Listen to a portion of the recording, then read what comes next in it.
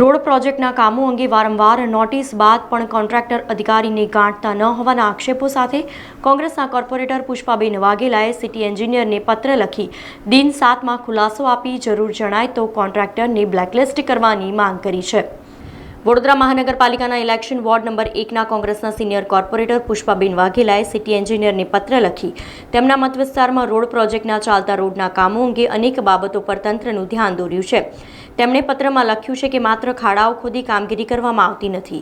આ અંગે જ્યારે અધિકારીઓને ફોન કરવામાં આવે છે તો ઉચ્ચ અધિકારી ફોન ઉંચકતા નથી અને તેના નીચલા લેવલના અધિકારીઓને જ્યારે ફોન કરવામાં આવે છે ત્યારે અધિકારીઓ જણાવે છે કે કોન્ટ્રાક્ટરને અમે વારંવાર નોટિસ આપીએ છીએ છતાંય કોન્ટ્રાક્ટર સાંભળતા નથી, કામગીરી શરૂ કરતા નથી। ત્યારે આ મામલે સિટી એન્જિનિયર તપાસ કરાવી ત્વરિત કામ શરૂ કરાવે તેવી તેમણે રજૂઆત કરી છે।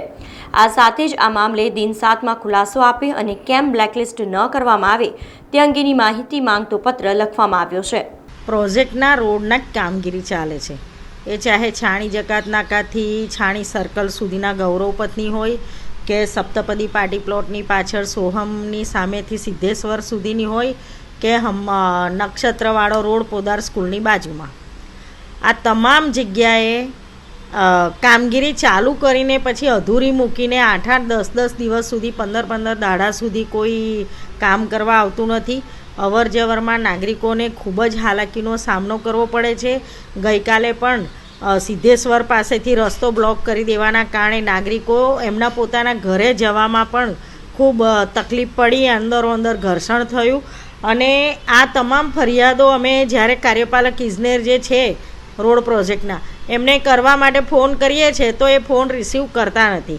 એમના હાથ નીચેના જે ડેપ્યુટી છે એમને ફોન કરીએ છીએ તો એવું કહે છે કે બેન અમે તો આ લોકોનાથી થાકી ગયા, અમે એમને નોટિસો આપી છે, વારંવારની ટકોર કરી છે, છતાં પણ આ લોકો કામ કરતા નથી, એટલે અમે પણ આમનાથી થાકી ગયા છીએ। એટલે મેં આજે સિટી એન્જિનિયર શ્રીને દિન 7માં ખુલાસો માંગવાનો, બ્લેકલિસ્ટ કેમ નહીં કરવા તમામને એનો ખુલાસો માંગીને અમને જાણ કરવા અને સત્વરે કામગીરી પૂર્ણ કરવા માટેની પત્ર લખ્યો છે। સમાચારોના સતત અપડેટ માટે TNN ન્યૂઝને YouTube પર સબસ્ક્રાઇબ કરી બેલ આઇકોન પ્રેસ કરો અને અમારી સાથે જોડાયેલા રહો Facebook, Instagram અને Twitter ઉપર।